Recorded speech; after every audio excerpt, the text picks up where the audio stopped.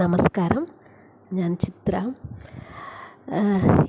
ഇന്ന് ആർക്ക് നമ്മൾ താങ്ക്സ് പറയാ പറഞ്ഞാൽ നമ്മൾക്ക് പാഠങ്ങളൊക്കെ പറഞ്ഞു തന്നിട്ടുണ്ടാവില്ലേ, നമ്മുടെ ഫസ്റ്റ് ടീച്ചർ, അവർക്ക് താങ്ക്സ് പറയാം.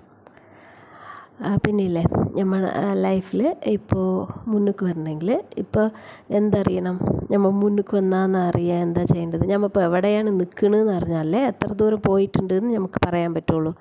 അപ്പോൾ നമ്മൾ ഇപ്പോൾ ലൈഫിൽ ഏത് ഇടത്തിലാണ് നിൽക്കണമെന്ന് ഫസ്റ്റ് നോക്കുക.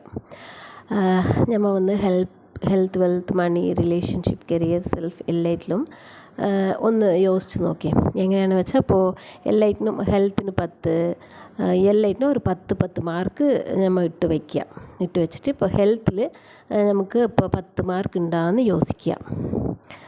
അപ്പം അങ്ങനെ എൻ്റെ കൈകാലൊക്കെ നന്നായിരിക്കണ്ടേ, ഉടമ്പ്, മനസ്സ് എല്ലാമേ നന്നായിരിക്കണം.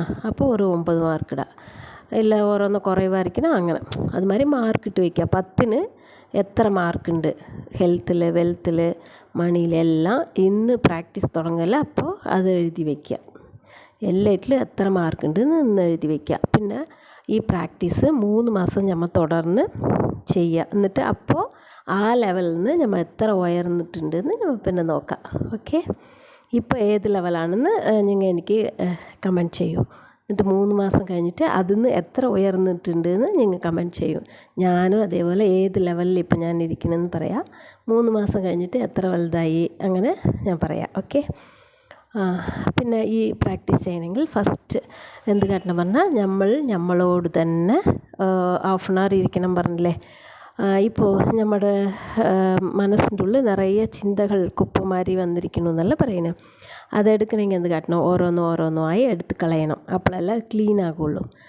അപ്പോൾ എന്ത് കാട്ടണം പറഞ്ഞാൽ, നമ്മുടെ ശ്വാസത്തിനെ ഇങ്ങനെ നനച്ചിരിക്കുമ്പോൾ ഓരോ ചിന്തകൾ അങ്ങനെ വെളിയിൽ പോയി അങ്ങനെ ഹാളോ ആകും, ഒന്നും ഉണ്ടാകില്ല. മനസ്സ് ക്ലിയർ ആകും. അപ്പോൾ ക്ലിയർ ആകുമ്പോൾ എന്താകും, നമുക്ക് എന്താണോ വേണ്ടത് അത് അവിടെ അങ്ങനെ കാണും.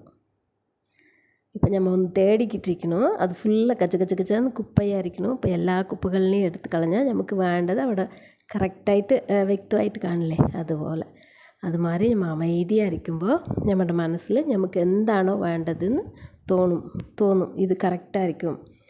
അങ്ങനെ തോന്നുന്നത് കറക്റ്റായിരിക്കും. അതാണ് നമ്മുടെ ഗോൾ. ഓക്കെ, ട്രൈ ചെയ്ത് നോക്കൂ. Thank you.